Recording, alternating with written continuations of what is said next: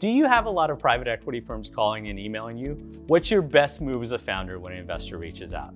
I'm Mike Lyon, founder and managing director at Vista Point Advisors. In this video, I'll discuss the real reason so many private equity firms are reaching out. Founders typically hear from anywhere between 50 to 100 private equity investors throughout the year, and private equity firms invest millions in outreach to founders. What's the point of this outreach? They're trying to do a couple of things. First, they're trying to get proprietary data about your business, your competitor's business, and the overall market.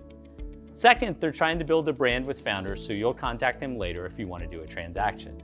And above all, they're after the proprietary deal, negotiating directly with you to get a lower price and stay out of a competitive process. What's the best move as a founder when an investor reaches out? Before you interact with them, ask yourself a few questions. What data is appropriate to share? Is this investor serious about closing a transaction? And is it in your best interest to engage with one of these investors versus running a more structured, competitive process? On the information point, I wouldn't share any forward-looking data such as revenue growth rate, margins, or any customer level data. Founders should also know that just because an investor reaches out, they're not necessarily going to close the transaction. And founders should definitely meter their time and not waste it with a few private equity firms.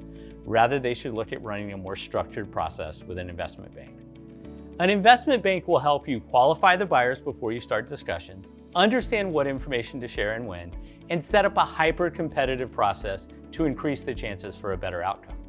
If you're hearing from a lot of private equity investors, take a look at the article we put together on this topic, or feel free to reach out to one of our bankers at Vista Point. We're happy to help.